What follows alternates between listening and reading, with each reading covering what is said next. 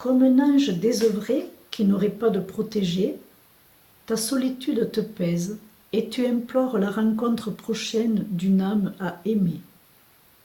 Ne te désole pas. Tes appels appellent sa venue et un jour vous vous retrouverez. Comme les oiseaux le font sans se poser de questions dès que s'annonce le printemps, toi aussi prépare le printemps de ton renouveau affectif. Aménage un nid douillet dans ton cœur avec des matériaux nobles, ceux que peuvent créer les esprits co-créateurs que vous êtes. Pour cela, élimine de ton champ d'énergie les éléments gênants qui ont entravé jusqu'alors l'installation harmonieuse et durable de ton bonheur.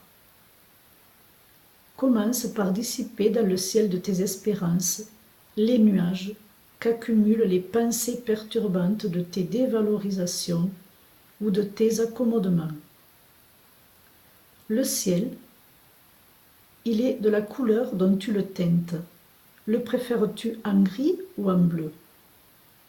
N'oublie pas que sa lumière conditionne la durée et l'intensité d'ensoleillement de tes journées. La couleur de tes pensées au présent prépare la coloration de ton futur. Le rayonnement expansif des pensées optimistes provoque immanquablement l'arrivée d'événements heureux.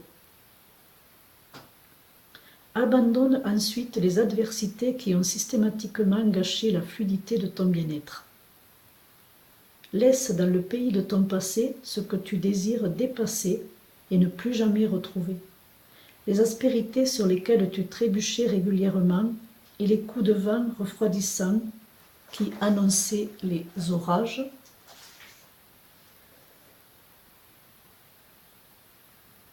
La vie te propose toutes les expériences nécessaires pour te faire comprendre, souvent à tes dépens, que les disharmonies extérieures que tu rencontres proviennent de tes disharmonies intérieures.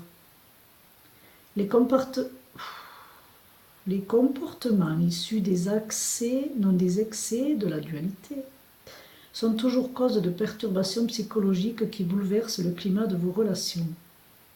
Les pressions de l'un écrasent l'autre. Les manques d'amour de l'un punissent l'autre. Les pas assez de l'un créent l'espace qui attire les trop de l'autre. Vos excès se complètent. Si tu es d'un tempérament soumis, tu t'installes dans le rôle de persécuté et tu appâtes un bourreau en quête de victime. Si tu es d'une nature dispensieuse, tu te complais dans le rôle de mécène et séduis un mendiant en quête de protecteur. Comment aimer l'autre sans lui donner ton pouvoir ou lui imposer ta volonté? Comment accorder la dimension humaine de ton cœur à la dimension d'harmonie de ton âme? Accepte de réajuster tes excès ou tes manques pour rejoindre ton unité. Ainsi, installé au centre de ton être unifié, tu échappes au coup de balancier des comportements dualistes. Alors, tu quittes le monde perturbé des jeux de rôle où les interprétations de chacun s'affrontent, et comme la loi d'attraction attire à toi un être qui te complète, si tu es centré, il ou elle sera centré.